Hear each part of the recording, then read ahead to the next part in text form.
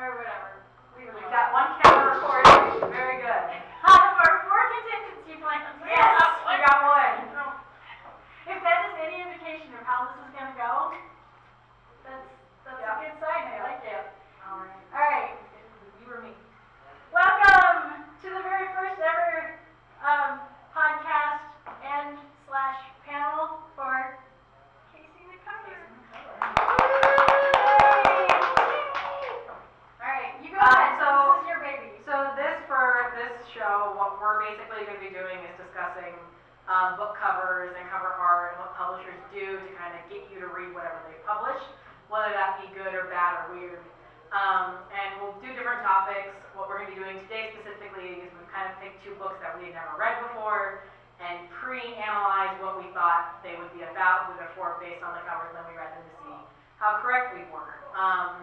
Or incorrect. Or incorrect, yeah. I guess we should kind of introduce ourselves to whoever might be listening to this later and to people in this room, because I'm a newbie at this.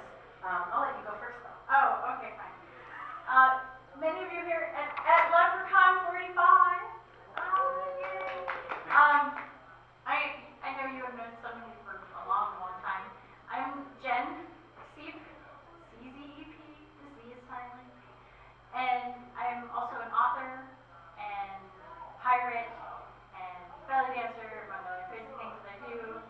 And I work at the library with Mary. And I've been working in libraries for almost 4 years now. It's like my lifelong dream, and now it's my career. And so I've encountered many interesting cover, and so that's kind of why we decided we want to do this. You say we, but really this I decided I wanted to do this, and then made Jen do it with me, because she has the expertise from the author side of it as well. So we thought it'd be kind of fun to combine. Yeah. So we each picked a book today. I think I'm going to get us started. Yes. But before we start, I want to tell a little story. You want to click the button? This button? Whatever button makes it go. There we go. You probably can't see these very well, but years and years ago, I was in a bookstore, and I saw these, which they are classic romance novels, Romeo and Juliet, Jane Eyre, Pride and Prejudice, that had been republished with these very interesting covers. They're black, familiar covers, black covers with this kind of romantic font, and these big flowery red and pink and white flowers on them. White on black background. On black backgrounds. And they did this, obviously, intentionally to look like a certain other book series, which is the Twilight books. So when the Twilight books were in their heyday, these are different publishers, by the way. This was HarperCollins that made the Jane Eyre and all that. They were essentially stealing the concept of the Twilight book art to sell classic novels to teenagers. And it's even the same font, which is ridiculous. And this was a huge interest in me that, they would take books that are basically free to publish and try to get teens to read them based on, look, they look like Twilight books. So that gets me to the point, which is that I decided to do a Stephanie Meyer novel, my first book. This kind of panel for that? Yeah. For if there are people listening on audio, this is The Chemist by Stephanie Meyer. The cover is pretty much the most boring book cover I've ever seen in my entire existence. It's a silver background with a syringe on the top third of the cover. In the middle it says the title, The Chemist, really, really big. And the bottom just says Stephanie Meyer, #1 New York Times bestselling author of The Host. Notice it says The Host and not Twilight. We'll come back to that. But yeah, this is just kind of a bland cover. And so part of me kind of was like, this is an author whose previous works have these really very iconic, well-known covers, and this is just a bland, boring, we just want somebody to read this kind of a cover because she wrote it, and her name is on this cover almost bigger than the cover art itself is. And so that's kind of what made me want to read it. So it's called The Chemist. There's a little syringe on the cover. What's it about, Jen? What do you think it's about? It's about a chemist. Chemist. I'm pretty sure she's actually a molecular biologist. But The Chemist sounded cooler, I guess.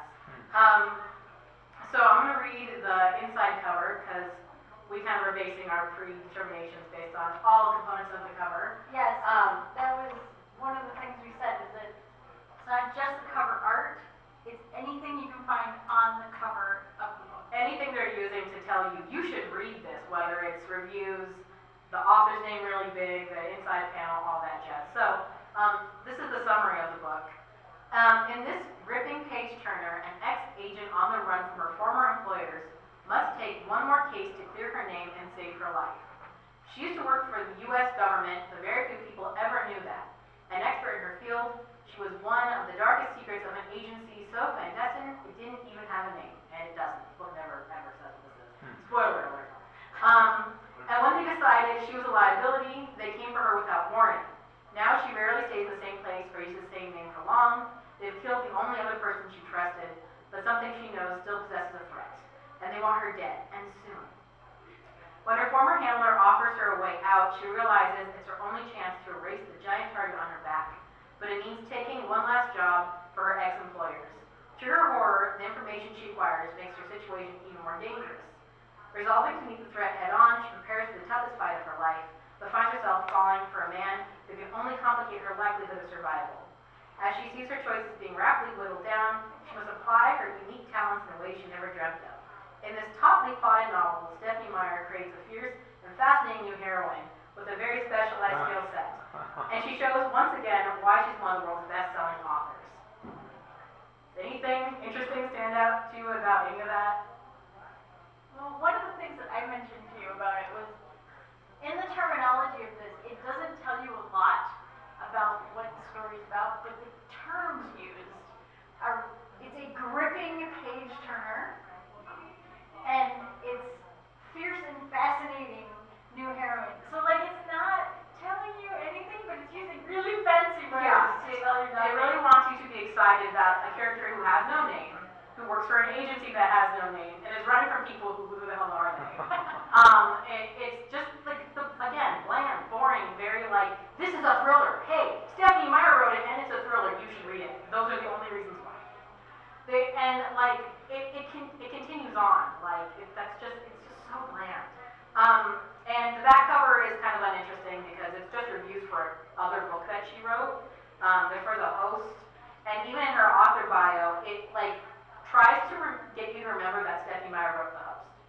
Like, it very briefly mentions Twilight, which is the work that she's undeniably more famous for, but it even has, like, a picture inside. It's like, look for the host.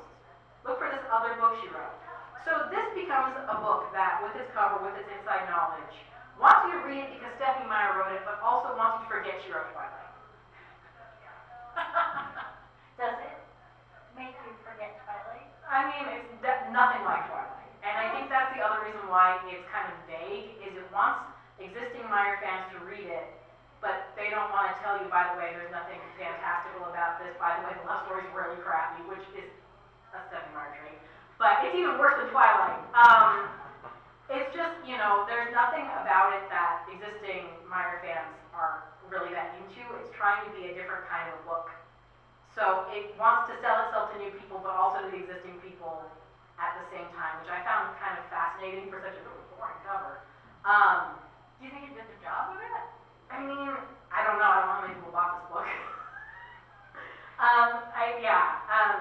In reading it, it's kind of a standard thriller novel. Nothing about it really surprised me. It's about this character who, for argument's sake, is named Alex. She has a real name, but they just randomly drop it in the middle of the book. She worked for the agency as the chemist, even though she's not a chemist. And they kill her mentor for whatever reason. She goes on the run. She thwarts them, even though she's an idiot. Like, she's really bad at being a spy. Like, I have to go to different places. I have to use the internet at libraries so they can't track me. But I ordered this thing off of Amazon on my phone at home. Like, she orders, like a special door for her house that she lives in for several years off of, like, Amazon. And somehow they can't find her. Like, that's so, they come to her, they tell her, hey, we'll tell you what, you help us stop this eco-terrorist or whatever, and we'll let you go. She takes it into her own hands. She kidnaps this man named Daniel, thinking he's the terrorist. He's actually a school teacher. And his thought-to-be-dead brother, Kevin, was a former CIA agent.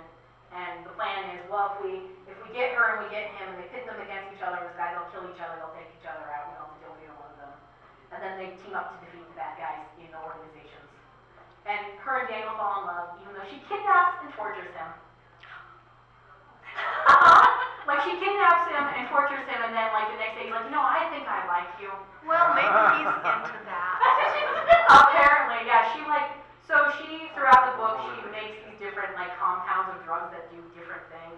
She's got a truth serum, she's got, like, a super adrenaline serum, and she, like, gives him the stuff that just makes him not be able to move and causes him pain, and he really likes that about her.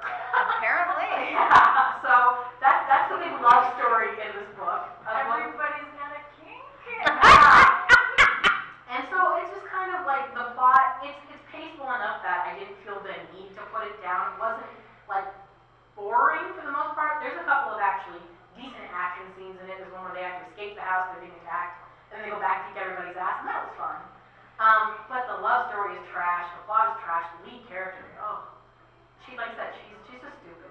At one point she steals a book from a library. That's not okay. That was like the third page. I was like, I'm done with her. That's gonna lead to book arrest. Book arrest. No. But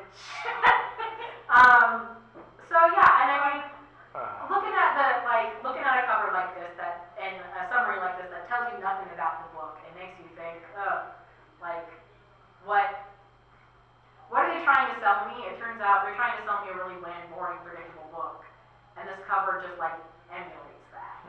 So it didn't lie. It didn't lie. It just told me nothing, and that was the point of the book, was nothing, I guess. So like, So we can judge this book. we can judge this book by its cover, and I mean, even like you saw in one of the previous panels, we had the audiobook cover, which is even worse. It's just a white cover with like black smoke on it. That is such a nothing cover. What does that have to do with chemistry? Nothing. Isn't that where like blood blends into Oh, solution and it kind of Yes. does Thank you. The block. Yeah, but yeah, she doesn't, I don't remember her doing any of that in the book. She's got like, the most ridiculous thing about this book, right? She thinks she's Jack Bauer. It's stupid. She's got jewelry that's like poisoned. So like every time she goes out in public, she puts on these 2 rings that have like spikes on the bottom. So if she hits someone with them, they'll like die instantly. And she wears earrings that have like gas smoke in them. And I'm like, if you're on the run from an agency that's sending assassins after you every other day, where did you find the time or money to get these? Hand waving, yeah, there's a lot about this book. I will say, like, the best thing about this book, and I'm going to go on about it a little bit. But that's okay, because it'll be a good It'll transition into Jem's book. Yes, it's perfect. So Kevin, who is the most interesting character in this book as the tertiary lead, he's the brother of the love interest, the ex-CIA guy. He's the only character in this book that has like real motivations or anything to say or do. He's kind of badass and he's funny, and he's the only character I liked. No, it's not. And the dogs, and his dogs. He's gone into hiding after leaving the CIA and faking his own death. And he starts a dog farm where he trains like specialized like police and protector dogs. Ninja dogs. And they're like, it makes no sense. I don't think dogs are capable of any of the things they do in this book, but it's fun. So he's got What like, do the dogs do? huh? But Stephanie Meyer's got a thing about them. What do the dogs do? So at one point, when they're being attacked, so he has a bunch of dogs, but he's like 4 main dogs in the house that are like the main house dogs. And one is like a giant Great Dane. One is, I think, a German Shepherd, and one is a Basset Hound. Basset Hound's my favorite. She's cute. And they, like, when they get attacked, the dogs lead them to a closet that has fake dog-looking coats in it, so that they can dog walk out of the house behind the dogs. And the dogs lead them miles away from the house to a secondary spot that's got like weapons and another vehicle and stuff in it. And like the dogs like get them into a boat, and like maybe you could train a dog to do that, but I don't know. The German Shepherd like is in charge of the other dogs, and he like tell the other dogs, hey, you're not doing that. And then the Basset Hound gets shot, and I got really mad. But she lives. The Basset Hound lives. That's the only thing I care about this book. I was like, is the dog gonna be okay? Is she gonna be okay? And the German Shepherd breaks his way through like a door that's got a car parked in front of it. They like lock him in a shed and park a car in front of the door, and he breaks out of it. Like, I'm like, I don't, my dogs can't do this crap. I don't know. Maybe some dogs can. Yeah, your dogs are kind of My dogs are stupid.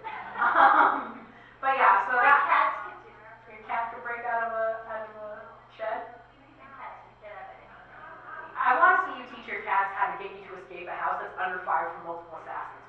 I want to see that happen. Okay, I'm working on it. Okay. But yeah, so Feel bad for you, buddy. Feel bad for you. boring book. Best thing was the dogs. I think that transitions pretty well into Jen's book about dogs. It does. It transitions really well into my book. So I read. Wait, let me get to my page. Ta-da! This book has two covers. This one with the dog on it. And this one with the flower on it. I thought this made no sense. What is the dog doing, Jen, for people who are listening, not watching? It is a beagle, very specifically beagle, smoking a cigarette. It's important. The rose is not important. Like, at all. I was actually thinking, oh, maybe this one makes more sense because is Fat Bob dead yet? And I thought, okay, when somebody dies, you put a flower on them. So the flower would make more sense. No, that flower shows up one time in the whole book, and they never go back to Am I it. to understand that the beagle smoking a cigarette shows up multiple times in this book? The beagle smoking cigarette's important, but not in the way you would think. Because they're con artists, and they call people trying to get money, like donation money, to save beagles. Wait, it's actually, I think it's right in here. Do you want to read the summary? I'll read the summary, but it's like, Oh, that's not. You know what I'm saying. dragging. Oh, you made things happen. Oh, what did you? Broke it. There you go. I'm not allowed to touch things. Alright, anyway. Alright, so Stephen Dobyns is the author, also author of The Burned Palace. So this book, I didn't pick this book. I just want to point this out. I didn't pick this book. I didn't pick that book. Deb picked this book, showed it to you, and then you said you have to have It's this. one of our library coworkers, yeah. Yes, because she goes, you want weird covers for your book thing. This is a weird cover, and I want to know what this book is about. And it does turn out the beagle smoking cigarette is very important. Alright. In the seaport town of New London, Connecticut, newcomer Connor Raposo has just witnessed a gruesome motorcycle accident on Bank Street. At least he thinks it was an accident. A man sliced in half by a reversing dump truck could only be an accident, right? But these days, Connor can't be sure of anything. His entire line of work is based on games of artful deception. His days at Bounty Inc. are spent soliciting funds for improbable, bogus charities. Its last venture was free beagles from nicotine addiction. The new scam is Prom Queens Anonymous, dedicated to helping former high school celebs transition to humdrum daily grown-up lives. Connor's target is Angelina Rossi, Pumpkin Queen of 1985, and proud beagle owner, and also the ex-wife of a man called Fat Bob. Meanwhile, Manny Streeter and Benny Vikstrom are the local detectives assigned to their Bank Street motorcycle run. These guys. Anyway, where were they? Despite their shared interest of proving each other wrong, the two eventually reach the same conclusion. Death by Harley was murder one, pure and simple. As the detectives begin asking their questions around town, Connor is looking for similar answers that will determine whether he lives or dies. Among them, who is Fat Bob and is he really dead? Sharply written and entertainingly absurd, Is Fat Bob Dead Yet is packed with Stephen Dobyns' trademark characters, whimsical, neurotic, puzzling yet familiar, and impossible to pin down. Dobyns again proves why he is an American master at suspenseful, all too human land of the absurd. I would read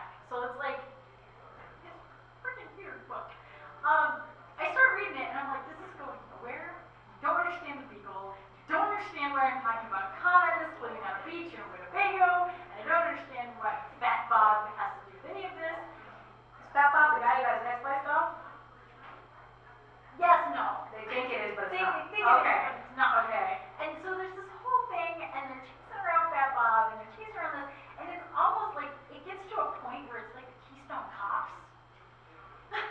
It's just, like, can you hear the music going in the background as I'm reading it? Like, what's going on? But it all comes together nice and neat at the end. Okay. And I almost, like, I really want people to read this book, so I don't want You to don't wanna give spoil all it. the Oh. spoilers. Like, you spoiled the heck out of Yeah, that. because I don't think anyone cares. But I don't want to spoiler this one. I'm actually I think people should read it. But I will say, like, give it a chance. Much like you look at this cover and go, what is going on? Why is there a dog smoking a cigarette? It becomes super important that beagles are a key point to this. Because it's like, oh, they're conning beagle owners, and they're conning prom queens, and this, never the twain shall meet, right? Right? There's never a person who has all of these things connected. And as well as being involved in criminal activity, and as well as being, you know, all these other things. And it's not gonna all come crashing down on their heads in like gunfights and Keystone Cops kind of random stuff, because the cops are stupid. Both of the cops, the detectives are and they're arguing with each other like the whole time. So you're like reading this and I'm like, I hate you two, but I kind of want to keep reading because I hope something bad happens to them. It's a horrible reason to like characters. Mel's intensive characters. Mel's intensive. Connor is also kind of an idiot. Is the lead? Yeah, he's Okay. the lead. But he's a charming idiot. Like, you're kind of rooting for him in a weird way. And you hope he doesn't die, I guess, by some stupid thing. That's like the minimal neat thing needed for a lead character in a book is hope they don't die. But I feel like he and your Kevin guy probably would be friends. Okay, that's okay. I will ship that. I will ship that. We ship Connor and Kevin. So that's the only thing you take away from this.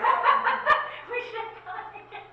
No, like, I was endeared to Connor, but that's about it. I'm like, you're just not gonna trip over the shoelaces today. Like, he kind of reminds me of like certain children that you're like, oh, you're so sweet. I don't think you got much going for you, kid. Oh my gosh. But you're so sweet. Because he is, he's just sweet and he's kind and he really means well. But he's trying to be a con artist. And he kind of sucks at it. Oh, he drives a Mini Cooper. That's important. That's important, yeah. Because I drive a Mini Fellow Cooper. Mini Cooper owner. So you identify with his fellow Mini Cooper. Much like I identified with cute dogs. That's pretty much what I got from this. But I would say that while it didn't seem so at first, I can definitely judge this book by its cover. So it does relate back to the It book. does relate back to the book. The flower, okay, does not. I feel like I could spoil this. Like, there is someone who is killed in the book by an assassin, and the assassin leaves a flower in the bullet hole in the guy's head. And they never go back to this. They never tell you who your assassin is. They never tell you. It's a one-off. It's a one-off thing. And they make this comment about how this assassin was probably, you know, mowing his lawn yesterday and got a call or a text, and he's here in Connecticut today, and he assassinates somebody, and tomorrow he'll be back mowing his lawn or something. Like, that's all they talk about with this flower. Doesn't mean anything. So go back to the dog cover. That's a good cover. I feel like that brings a secondary question too of if you have a cover that, like this one, is interesting and weird, because like between the two of these books, which one would you pick up and read based on the cover? Yeah. So if you have a cover that says to an audience member, hey, this is really weird and stupid, you should pick it up and read it. When you then go to your ebook or your paperback, Yeah, that's what this is. It's an ebook cover. why would you then take it to something that is this super, really vague, stupid, boring thing? Is it because you're trying to reach a different audience that you didn't reach with the first cover? Because I mean, like even this had a really boring, stupid, vague cover, and they went, let's see what we can take away from this cover to make it worse, and we'll slap that on our audiobook. Maybe it's a gender demographic. Sorry about that. Like, okay, how many guys, how many in this room would read this one?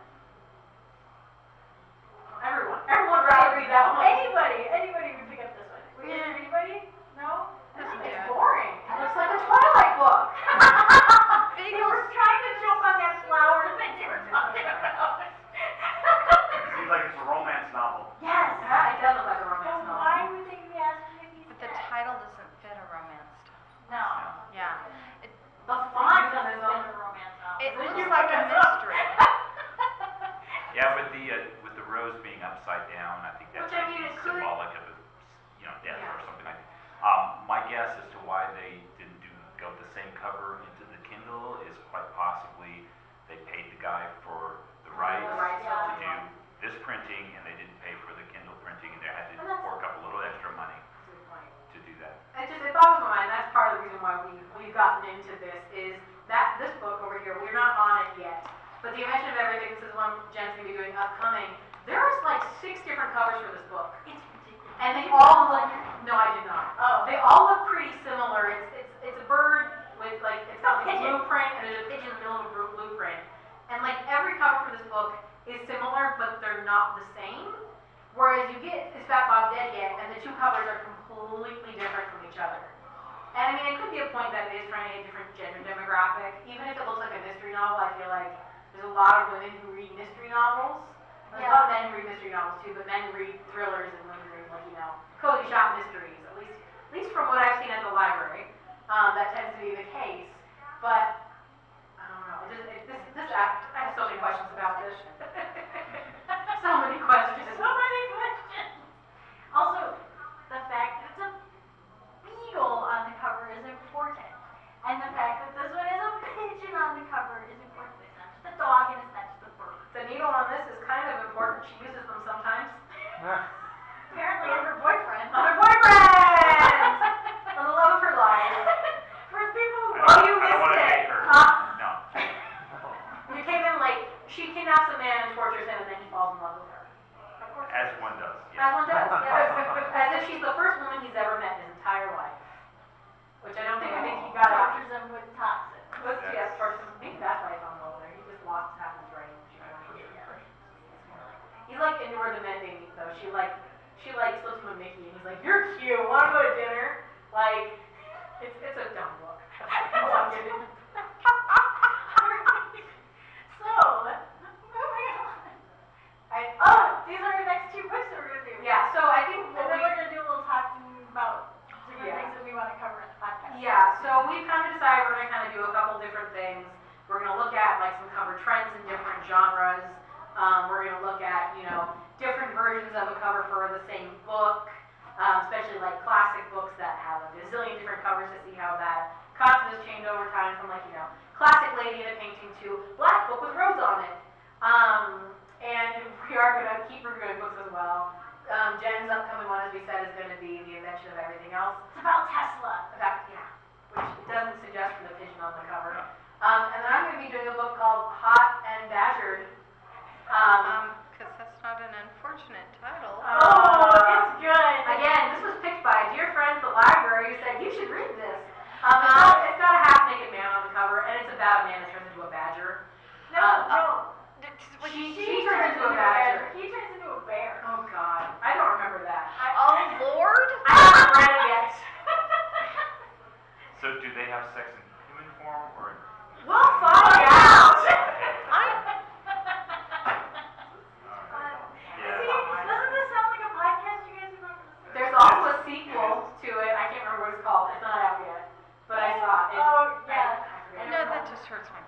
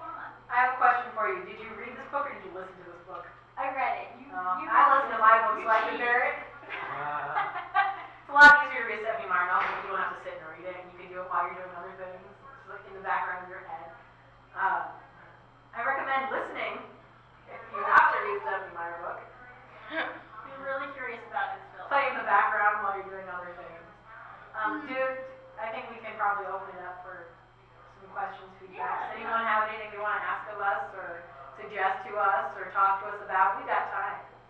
How often is your podcast going to be airing? It's probably at this point going to be only once a month.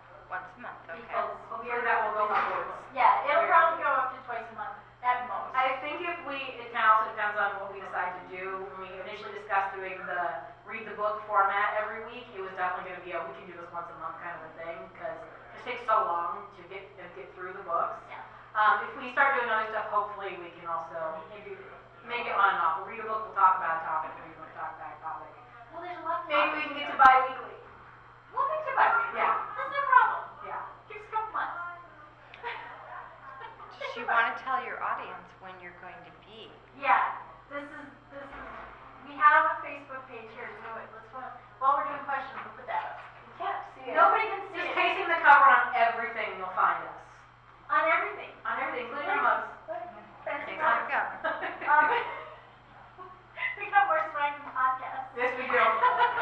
2-to-1 ratio at this point. It's just not the one that we haven't uploaded yet. It's not the worst place to start. No, Yeah. right? You got something to show for it. Yeah, we're doing pretty good, I think. Yeah, one of the things we want to talk about with the book covers too is kind of the professional side of it, in the sense that there are some fonts that are very unfortunate and you should not use them.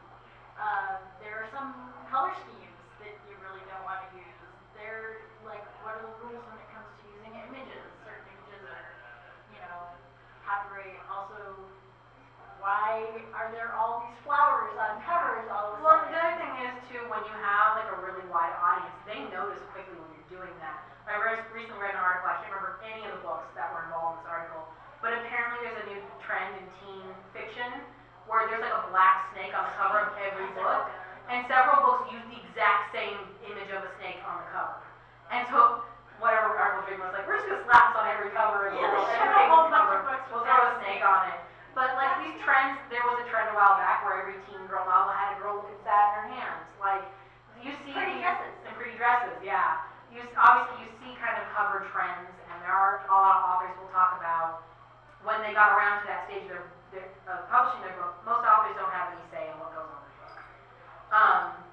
And I know Brandon Sanderson talks a lot about how when he published his children's series, they deliberately made the character on the cover look like Harry Potter, when the kid was like 4 years older than Harry Potter, didn't wear glasses, wasn't a wizard, but they wanted to sell it to that same demographic. So we kind of want to look at a lot of that too to see like what kinds of tricks are your publishers using, how are they trying to get you to read this book? Are the tricks they use really relevant to what the book is? Is this book made to look like a romance novel when it has nothing to do with that, or vice versa? Do you pick up a book thinking you're going to get a trash romance, and instead you get like, this really in-depth, analogy of the soul or something, like Magic Mike. That's what Magic Mike is. If you've never seen Magic Mike, it's like, look, sexy men, and then you watch it, it's like, this guy's really sad. This guy's really sweet. It is. There's barely any naked men in that movie at all. Just sad Channing Tatum building coffee tables. You've never seen Magic Mike. I'm like, I don't know what we're talking about. Seriously? That's what it's like. There's a little bit of it, but like he's a stripper because he wants to make coffee tables full time. Oh dear. And he's like trying to put himself through to get his business. The second movie, much more naked men. It's actually a very good movie. Yeah. I haven't seen the second. But it's not what it advertises itself as at all. And there's a lot of movies that play that game too, where they're Oh, yes, advertising there as one are. thing or something else.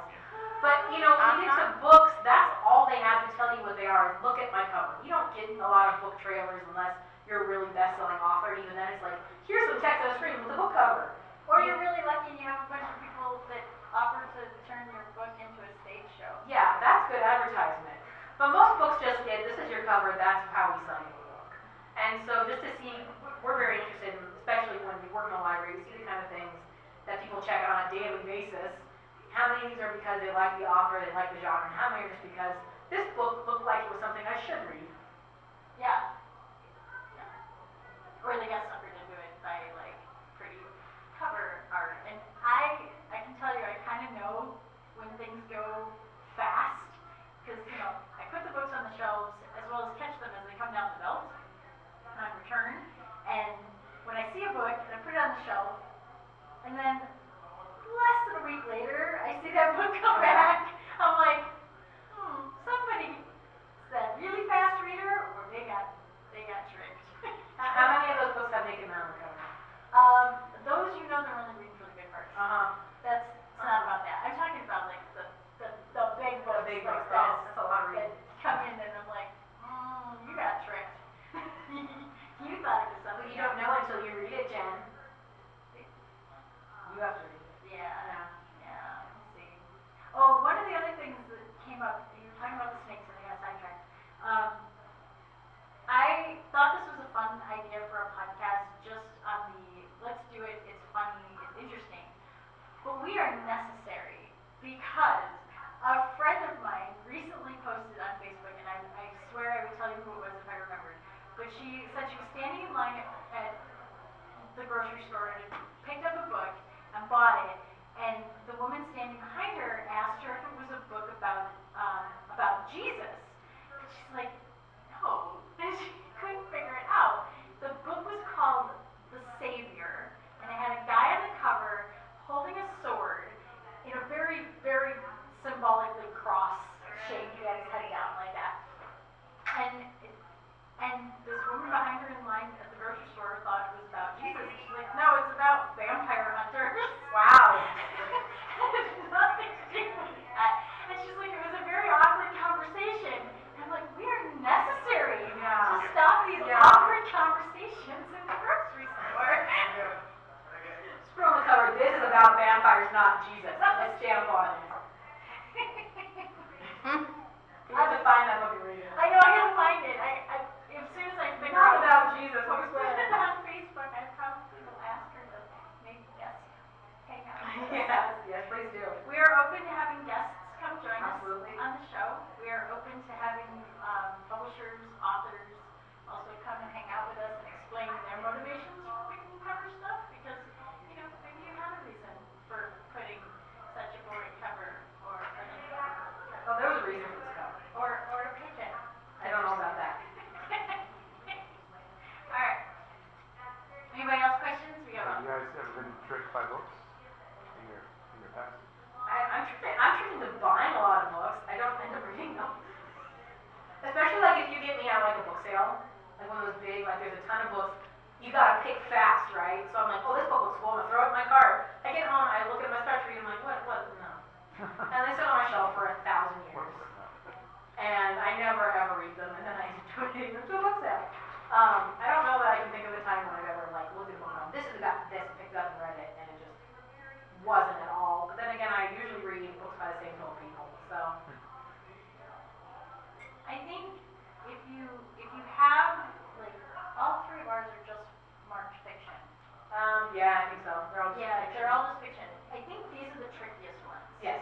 Because I've seen mystery and romance and a lot of other books.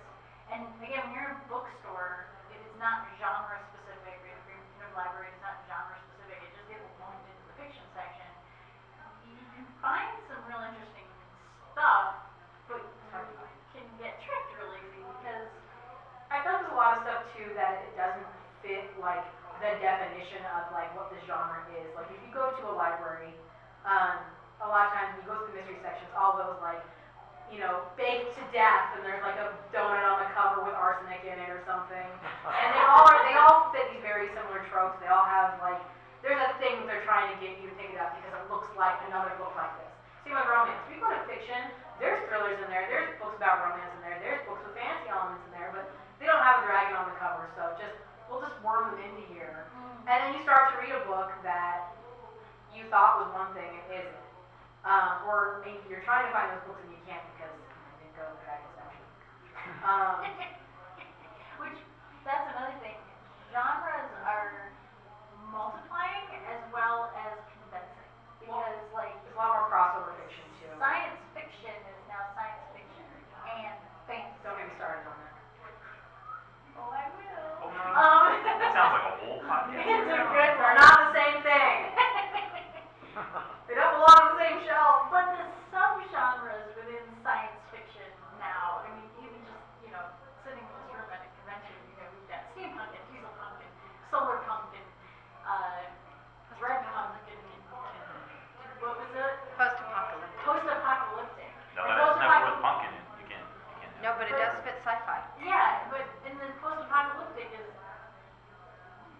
dropped into a million Got other it, so, pieces yeah. too. It's like, you know, are they post-apocalyptic off-Earth, or are they post-apocalyptic terrestrial, or are they, you know, it's like, all these different things. So, romance has the same thing. You've got There's so much different romance around. like Badger. Like that. like badger porn. Yeah. I belong to Romance Writers of America. Yes. You don't have to tell me. You should come on the podcast and tell us all about I know, it. we're totally gonna invite you. That's why I winced at the Hot and Badgered, because I've seen the paranormal romance, and that's a really bad title. Even in the And genre. that's like something, it's almost stealing that from mystery, because usually mystery novels that are named like that. Oh, yeah. Romance novels get naked people, mystery novels get bad puns. You like the puns. I know, I feel like there's a comedy in that. I wonder if it is. I guess that's something I'll have to, that's something I didn't know the first time around, because I don't come from either of those. Those are not Oh yeah, there genres. are some light romance that they play with that humor side of. So looking at that, you would think it's more of maybe But the not hot really a throws parody, it but off. a lighthearted hot man.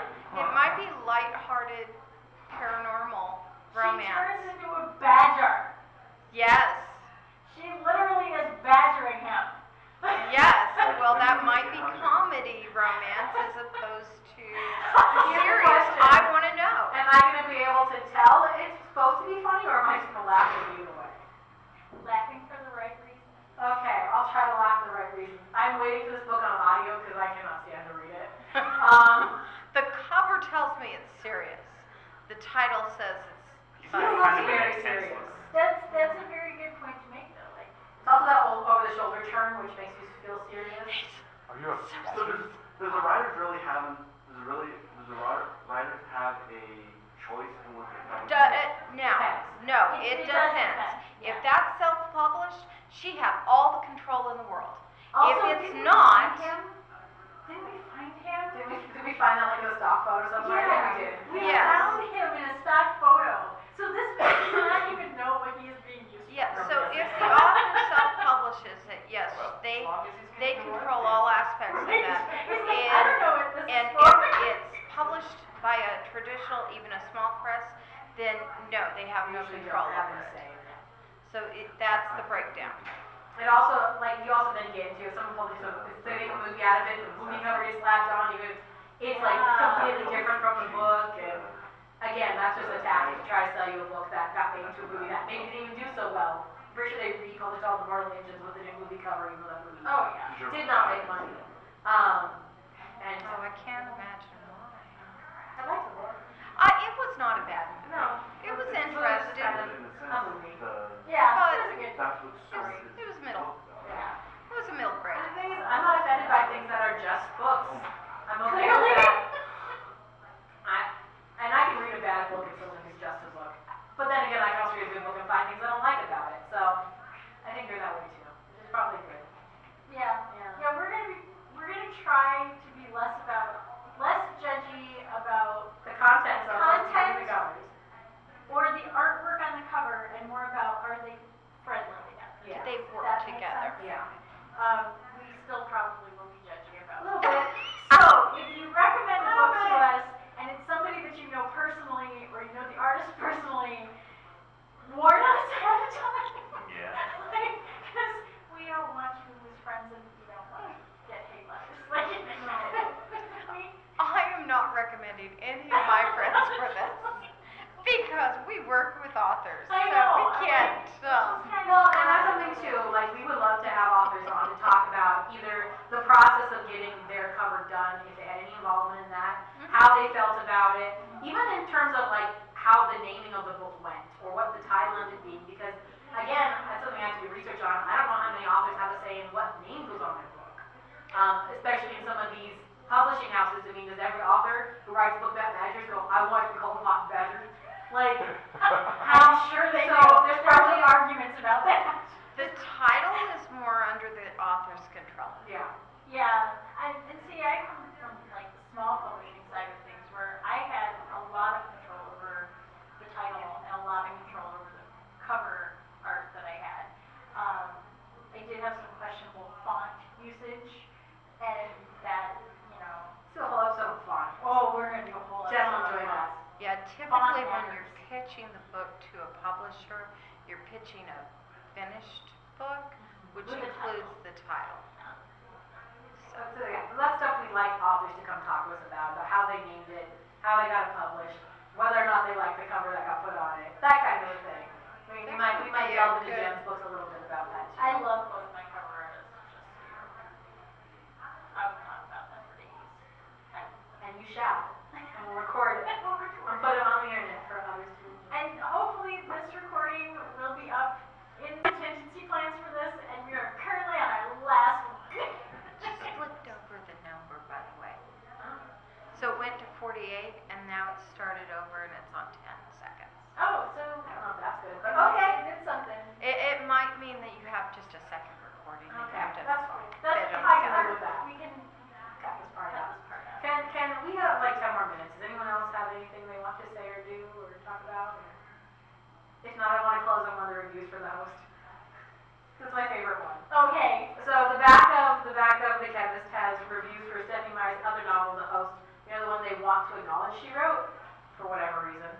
But these reviews are not very they're kind of vague reviews. They have a lot of dots in them, which means they got cut and pasted on here, some fun. And this is one of the reviews. This is supposed to be a compliment about Stephanie Meyer's writing, and that was how it is. Meyer is more interested in relationships than in flashy genre conventions. Her affirmative life lesson is disarming. Who wrote that? Jeff Giles from Entertainment Weekly. Orson Scott Card has a thing on here. Yeah. Read that one. Meyer writes with luminous clarity, never standing between the reader and the dream they share. She's the real thing. That's what Orson Scott Card said. Uh-huh. Uh-huh.